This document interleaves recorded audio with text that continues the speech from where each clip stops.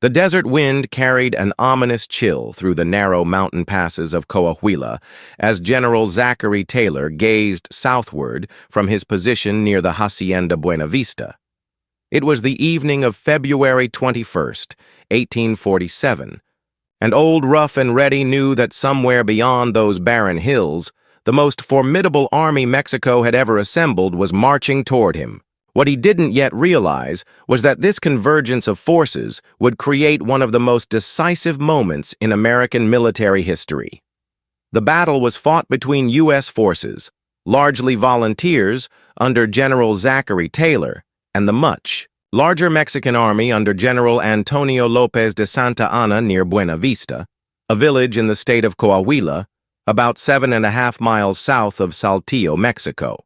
The stage was set for what military historians would later describe as one of the most dramatic David versus Goliath encounters in American warfare.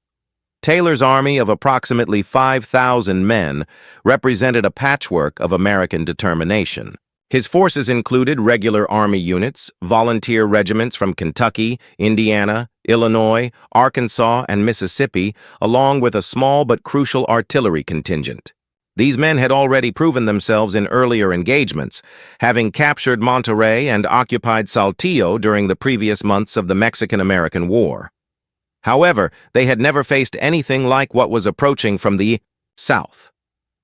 General Antonio Lopez de Santa Anna, the legendary Mexican commander who had crushed the defenders at the Alamo 11 years earlier, was advancing with an army that dwarfed Taylor's force. Intelligence reports suggested the Mexican army numbered over 15,000 men, making it nearly 3 times larger than the American force. Santa Anna's reputation preceded him like a thundercloud. He was Mexico's most celebrated military leader, a man who had risen to power through his battlefield prowess and political cunning. The terrain around Buena Vista would play a crucial role in the coming battle. The hacienda sat in a valley surrounded by steep ravines and narrow mountain passes that channeled movement along predictable routes. To the west lay a series of deep gullies that made cavalry charges nearly impossible, while to the east, the mountains rose sharply, creating natural barriers that would force any attacking army to funnel through specific corridors. Taylor, with his seasoned eye for military positioning, had chosen his defensive position well. As darkness fell on February 21st, Taylor received a message that would become legendary in American military lore. Under a flag of truce, Santa Anna's emissary delivered a formal demand for surrender, warning that refusal would result in the complete annihilation of the American force. The Mexican general offered to spare American lives if Taylor would surrender immediately, avoiding what Santa Anna considered an inevitable massacre. Taylor's response was characteristically blunt and defiant. According to historical accounts preserved by the Library of Congress, Taylor reportedly replied, "I decline accepting your request." This simple statement would echo through American military history as an example of courage in the face of overwhelming odds. The die was cast, and both armies settled in for what would become one of the most significant battles of the Mexican-American War. The morning of February 22, 1847, broke cold and clear over the Mexican highlands. As the first rays of sunlight pierced through the mountain mist, both armies began their final preparations for what promised to be a titanic struggle. The landscape around Buena Vista seemed to hold its breath, as if nature itself sensed the magnitude of the events about to unfold. General Santa Anna had spent the night positioning his massive army for what he believed would be a decisive assault. His battle plan was relatively straightforward but ambitious. He would use his overwhelming numerical superiority to crush Taylor's force through a series of coordinated attacks from multiple directions. The Mexican commander was confident that his experienced troops, many of whom were veterans of previous campaigns, would make short work of what he perceived to be a ragtag collection of American volunteers. Taylor, meanwhile, had used the hours before dawn to make his own preparations. Despite being outnumbered nearly 3-1, Old Rough and Ready had several advantages that he intended to exploit. His artillery, though limited in number, was superior to the Mexican guns in both range and accuracy. Additionally, his defensive position in the narrow valley would force the Mexicans to attack along predictable routes, allowing him to concentrate his firepower where it would be most effective. The American force was arranged in a defensive line that stretched across the valley floor. On the left flank, Taylor positioned the 2nd Kentucky Regiment under Colonel Said William McKee, along with the Arkansas and Indiana Volunteers. These men, though lacking the formal training of regular Army units, had proven their mettle in previous engagements and carried the fighting spirit of the American frontier. In the center, Taylor placed his regular artillery units under the command of Captain Braxton Bragg, whose batteries would prove crucial in the coming fight. As the morning progressed, the sound of drums and bugles echoed across the valley as Santa Anna's army began its advance. The sight was both magnificent and terrifying. Thousands of Mexican soldiers, their uniforms glinting in the morning sun, moved forward in disciplined formations that seemed to stretch endlessly across the battlefield.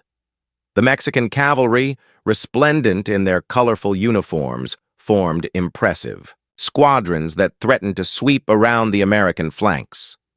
The first shots of the battle were fired around 9 o'clock in the morning, when Mexican skirmishers encountered American outposts positioned in the ravines west of the main defensive line. These initial exchanges were relatively minor, but they served as a deadly preview of the carnage that was to come. The crack of musket fire echoed off the surrounding mountains, creating an eerie symphony that would continue for the next 2 days. Santa Anna's initial assault focused on the American left flank, where he hoped to break through the line of volunteer regiments and roll up Taylor's entire position. The Mexican general had correctly identified this as the weakest point in the American line, as the volunteer units lacked the discipline and experience of regular troops. Wave after wave of Mexican infantry advanced up the slopes toward the American positions, their battle cries mixing with the smoke and thunder of combat. According to historical documentation from the American History Central Archives, the intensity of the fighting quickly escalated beyond what either side had anticipated. The Mexican attacks were pressed with desperate courage, while the American defenders fought with the tenacity of men who knew that retreat meant certain destruction. As the morning wore on, it became clear that this would not be the quick victory Santa Anna had envisioned, but rather a grinding battle of attrition that would test the limits of both armies. By midday on February 22nd, the battle had evolved into a series of desperate struggles along multiple points of the American defensive line. The Mexican army's numerical advantage was beginning to tell, as Santa Anna threw regiment after regiment against Taylor's positions in a relentless attempt to find a weakness that could be exploited.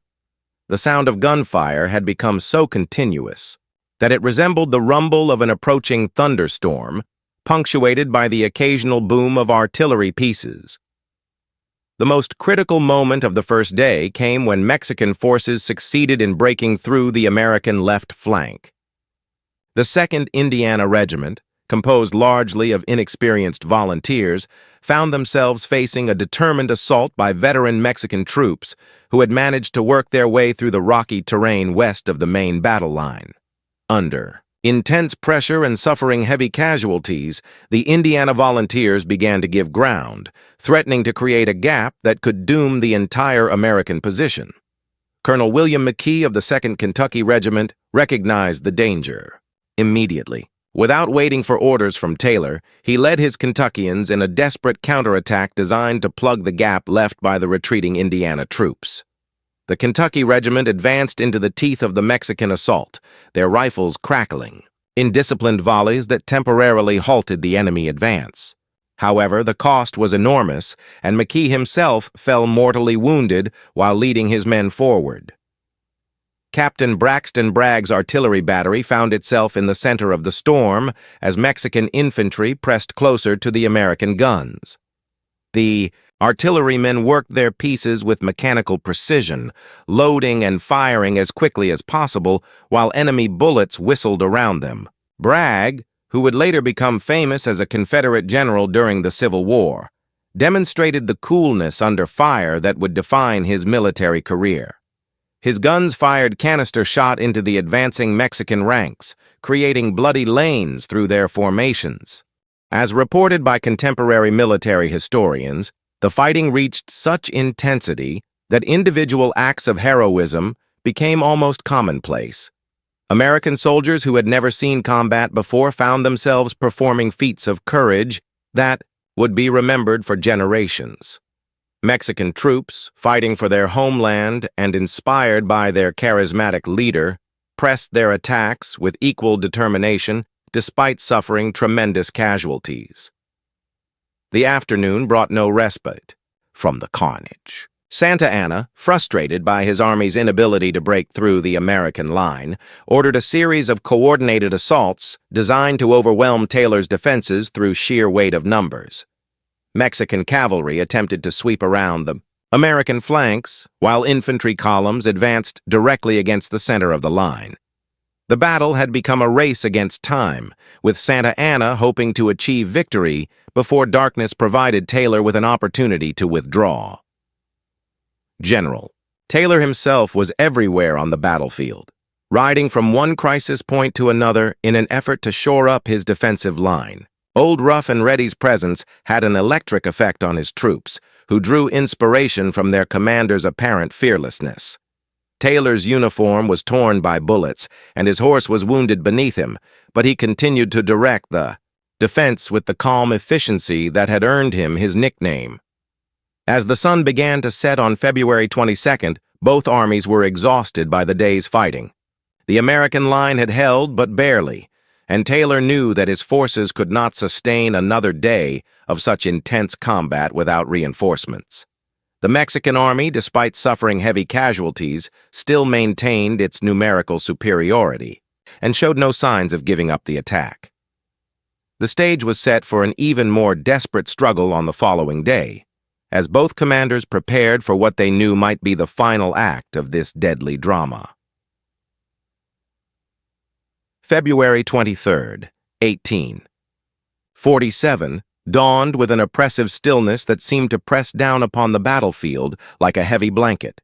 Both armies had spent the night tending to their wounded and preparing for what everyone knew would be the decisive day of the battle. The ground around Buena Vista was already littered with the debris of war, broken weapons, abandoned equipment, and the still forms of those who had paid the ultimate price for their nation's ambitions. General Santa Anna had used the hours of darkness to reorganize his forces and develop a new strategy. The previous day's fighting had shown him that frontal assaults against the American center were too costly and ineffective. Instead, he decided to concentrate his efforts on turning the American left flank, where he believed the volunteer regiments were most vulnerable. The Mexican commander massed the bulk of his infantry and cavalry for what he hoped would be a war-winning assault. The morning attack began with an artillery bombardment that shook the ground beneath the feet of both armies. Mexican guns, positioned on the heights surrounding the valley, rained shells down upon the American positions with devastating effect. The bombardment was followed by the advance of thousands of Mexican infantry, their bayonets glinting in the morning sun as they moved forward in disciplined formations that seemed to cover the entire battlefield. The crisis came when the 2nd Illinois Regiment, positioned on the extreme left of the American line, found itself facing an overwhelming assault by Mexican troops who had worked their way through the ravines during the night. The Illinois Volunteers, many of whom were fighting in their first major battle, initially held their ground with admirable courage. However, as casualties mounted and ammunition ran low, their line began to waver under the relentless pressure. It was at this moment that one of the most dramatic episodes of the entire battle unfolded. As the Illinois Regiment began to fall back, creating a dangerous gap in the American line, Colonel Jefferson Davis of the 1st Mississippi Rifles received orders to plug the breach. Davis, who would later become president of the Confederate States, led his regiment in a desperate charge that temporarily halted the Mexican advance and bought precious time for Taylor to reorganize his defenses. Taylor's reserve line moved forward and halted a Mexican breakthrough late in the day, demonstrating the kind of tactical flexibility that would later make him a successful president. The American commander committed his last reserves, including regular army units that he had been holding back for just such a crisis. These disciplined troops, fighting alongside volunteers who had proven their courage under fire, managed to restore the defensive line just as it seemed on the verge of collapse. Captain Braxton Bragg's artillery continued to play a crucial role in the defense, with his guns firing almost continuously throughout the day. The artillerymen worked their pieces until the barrels were too hot to touch, loading and firing with mechanical precision while Mexican bullets and shells fell around them. Bragg's battery became the anchor of the American defense, its concentrated firepower breaking up Mexican assault after Mexican assault. The fighting reached its climax in the late afternoon when Santa Anna launched what he intended to be his final decisive assault. Thousands of Mexican troops advanced across the valley, floor in a magnificent display of military pageantry that was also a testament to their courage. The sound of their battle cries mixed with the thunder of artillery and the crack of rifle fire to create a cacophony that could be heard for miles across the desert landscape. However, the Mexican assault, for all its initial promise, gradually lost momentum as it encountered the concentrated firepower of the American defense. The volunteer regiments, who had been dismissed by many regular army officers as unreliable militia, proved their worth by standing firm in the face of overwhelming odds. As the day wore on, it became increasingly clear that Santa Anna's gamble had failed, and that the battle was turning in favor of the Americans. As the sun reached its zenith on February 23rd, the Battle of Buena Vista hung in the balance like a coin spinning in midair. The Mexican army's repeated assaults had pushed the American defenders to the breaking point, and for several terrifying hours, it appeared that Santa Anna's overwhelming numerical superiority would finally prove decisive. However, it was precisely at this moment of maximum crisis that the character of the American army truly revealed itself. The turning point came when General Taylor made one of the most audacious decisions in American military history. Rather than continuing to fight a purely defensive battle, Old Rough and Ready ordered a limited counterattack designed to disrupt Santa Anna's preparations for what appeared to be a final, overwhelming assault. This bold move caught the Mexican commander completely off guard and demonstrated Taylor's intuitive understanding of battlefield psychology. The counterattack was spearheaded by the remaining elements of the Mississippi Rifles under Colonel Jefferson. Davis, supported by regular army units and the remnants of the Kentucky Regiment. These men, many of whom were wounded and all of whom were exhausted by 2 days of continuous fighting, somehow found the strength to advance against an enemy that still outnumbered them by a significant margin. Their attack, while limited in scope, had a psychological impact far beyond its tactical significance. Taylor finally committed his reserves, the 1st Mississippi Rifles, which steadied the U.S. line, and later that day, Taylor audaciously counterattacked the Mexican army and blunted Santa Anna's assault. This bold stroke demonstrated the kind of aggressive leadership that had made Taylor famous throughout the American army and would eventually carry him to the White House. Meanwhile, Captain Braxton Bragg's artillery continued to exact a terrible toll on the Mexican formations. His guns, firing canister shot at close range, created bloody gaps in the enemy ranks that could not be filled quickly enough to maintain the momentum of the assault. The effectiveness of American artillery in this battle would influence military doctrine for generations to come, demonstrating the decisive role that concentrated firepower could play in defensive operations. The Mexican army, despite its initial advantages, was beginning to show signs of exhaustion. 2 days of continuous fighting had depleted ammunition supplies and decimated the ranks of veteran units that formed the backbone of Santa Anna's force. Moreover, the failure of repeated assaults to break through the American line was having a demoralizing effect on troops who had expected a quick and easy victory. Santa Anna himself was faced with a terrible dilemma. His army had suffered enormous casualties in its attempts to break the American line, and continuing the assault would likely result in even greater losses. However, withdrawing from the battlefield would be tantamount to admitting defeat and could have serious political consequences for his leadership of Mexico. The Mexican general found himself trapped between military necessity and political reality. As the afternoon shadows lengthened across the battlefield, it became increasingly clear that the momentum of the battle had shifted decisively in favor of the Americans. The volunteer regiments, which had been expected to break under pressure, had instead proven their mettle through 2 days of the most intense fighting any of them had ever experienced. The combination of superior artillery, advantageous defensive positions, and inspired leadership had overcome the Mexican army's numerical superiority. The casualties on both sides had been enormous. Buena Vista left almost 670 Americans killed, wounded, or missing, some about 14% of the 4,594 men engaged. Among the American dead was Henry Clay, Jr., son of the prominent statesman who had opposed the Mexican War, adding a tragic personal dimension to the battle's political significance. The Mexican losses were even more severe, with estimates suggesting that Santa Anna's army had lost nearly a quarter of its strength during the 2-day engagement. The morning of February 24, 1847, revealed a sight that would haunt the memories of survivors for the rest of their lives. The battlefield around Buena Vista was carpeted with the evidence of 2 days of savage fighting, broken weapons, torn uniforms, and the still forms of men who had fought and died for causes they believed were just. The air was thick with smoke and the acrid smell of gunpowder, while the cries of the wounded created a heartbreaking symphony that echoed across the valley.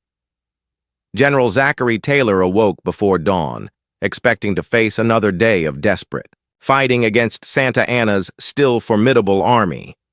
His staff officers had spent the night calculating ammunition supplies and assessing the condition of the various regiments, preparing for what they assumed would be the final phase of the battle. The American commander was grimly determined to hold his position, even though he knew that his exhausted army could not sustain much more punishment. However, as the sun rose over the Mexican highlands, an extraordinary sight greeted the American defenders. Where the day before there had been thousands of Mexican soldiers preparing for another assault, there was now only empty ground marked by the smoldering remains of abandoned campfires. During the night, Santa Anna had made the difficult decision to withdraw his army from the battlefield, effectively conceding defeat to the much smaller American force. The Mexican retreat had been conducted with considerable skill, considering the circumstances. Santa Anna had managed to evacuate most of his remaining artillery and supplies, along with the bulk of his surviving troops. The Mexican general left his campfires burning to mask his withdrawal, hoping to gain as much of a head start as possible. Before the Americans discovered what had happened, it was a masterpiece of military deception executed under the most challenging conditions.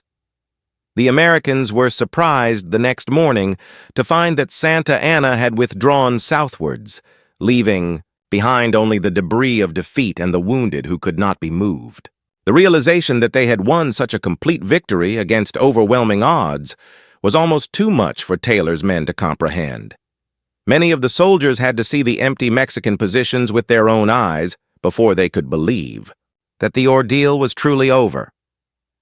The cost of victory had been enormous for both armies, but particularly devastating for the Mexican force. Santa Anna had lost 591 men killed, 1,048 wounded, and 1,394 missing, nearly a fourth of his army. In comparison, American casualties totaled 271 dead, 387 wounded, and 6 missing. These stark numbers told the story of a battle that had been decided not by superior numbers, but by superior tactics, leadership, and the fierce determination of American soldiers who refused to accept defeat. For Santa Anna personally, the defeat at Buena Vista represented a crushing blow to his military reputation and political standing.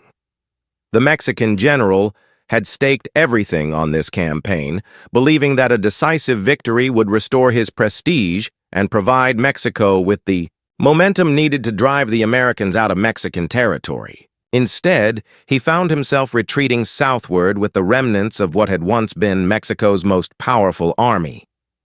The aftermath of the battle would have profound consequences for both nations. For the United States, the victory at Buena Vista provided a tremendous boost to national morale and demonstrated that American volunteer soldiers could stand up to the best that Mexico could offer. The battle also made Zachary Taylor a national hero whose fame would eventually carry him to the presidency in 1848. For Mexico, the defeat represented a turning point in the war that made ultimate victory increasingly unlikely. The loss of so many veteran troops and experienced officers weakened the Mexican army's ability to mount effective resistance to future American advances. Moreover, the psychological impact of losing such a large and well-equipped force to a much smaller enemy army had a demoralizing effect that would influence subsequent military operations. As Taylor's exhausted soldiers began the grim task of caring for the wounded and burying the dead, they could not have known that they had just participated in one of the most significant battles in American military history.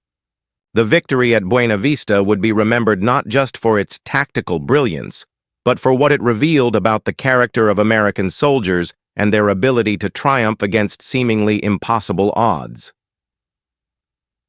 The echoes of the Battle of Buena Vista reverberated far beyond the narrow valley where it was fought, creating ripples that would influence American history for generations to come. As news of the victory spread across the United States, it transformed the men who had fought there from ordinary soldiers into national heroes, and elevated Zachary Taylor from a competent general into a presidential candidate whose military reputation would prove irresistible to American voters. The strategic implications of the victory were immediately apparent to military observers on both sides of the conflict. Taylor's army had not merely survived an encounter with a superior force, they had inflicted such devastating casualties on the Mexican army that Santa Anna's ability to conduct further offensive operations was severely compromised. The Mexican general's retreat southward marked the effective end of major Mexican military operations in northern Mexico, leaving American forces free to consolidate their control over the territories they had captured. Perhaps more importantly, the battle demonstrated to the world that American volunteer soldiers, when properly led and equipped, could match the performance of any professional army. The volunteer regiments from Kentucky, Indiana, Illinois, Arkansas, and Mississippi had proven their worth through 2 days of the most intense combat, standing firm against overwhelming odds and ultimately emerging victorious. This validation of citizen soldiers would have profound implications for American military doctrine and would influence the nation's approach to warfare for decades to come. The human cost of the victory could not be ignored, however. The casualty lists published in newspapers across America brought the reality of war home to families and communities throughout the nation. The death of Henry Clay, Jr., son of the famous statesman and himself a promising young lawyer, personalized the sacrifice for many Americans and served as a reminder that victory in war always came at a terrible price. For the surviving veterans of Buena Vista, the battle became the defining experience of their lives. Men who had been farmers, merchants, and laborers before the war found themselves transformed by their shared experience of combat into a brotherhood forged by fire and blood. Many would carry physical and emotional scars from the battle for the rest of their lives, but they also carried with them an unshakable pride in what they had accomplished against impossible odds. Zachary Taylor's handling of the battle elevated him to the pantheon of great American military leaders and set the stage for his successful presidential campaign in 1848. Old Rough and Ready's combination of tactical skill, personal courage, and concern for his soldiers created a leadership style that would be emulated by future generations of American officers. His famous reply to Santa Anna's surrender demand became part of American military folklore, symbolizing the kind of determination and defiance that Americans liked to believe characterized their national character. The Battle of Buena Vista also had significant implications for the broader conduct of the Mexican-American War. The victory secured American control of northern Mexico and freed up forces that could be used to support Winfield Scott's campaign against Mexico City. Without the threat posed by Santa Anna's Northern Army, the United States was able to concentrate its resources on the final push that would bring the war to a successful conclusion. Modern military historians continue to study the Battle of Buena Vista as an example of how superior leadership, tactics, and morale can overcome significant numerical disadvantages. The battle is frequently cited in military academies as a case study in defensive operations and the effective use of artillery in support of infantry. Taylor's decision to launch a limited counterattack at the moment of maximum crisis is still taught as an example of bold leadership under pressure. The legacy of Buena Vista extends beyond its military significance to encompass broader themes of American identity and values. The battle came to symbolize the idea that ordinary Americans, when called upon to serve their country, could rise to meet any challenge regardless of the odds against them. This theme would resonate through subsequent American conflicts, from the Civil War through the world wars of the 20th century.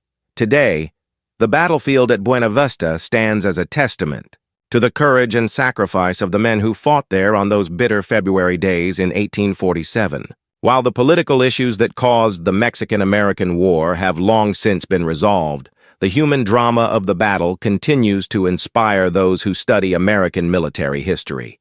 The victory at Buena Vista remains one of the most remarkable achievements in American military annals, a David versus Goliath story that demonstrates the power of leadership, determination, and the indomitable spirit of soldiers who refused to accept defeat even when facing impossible odds.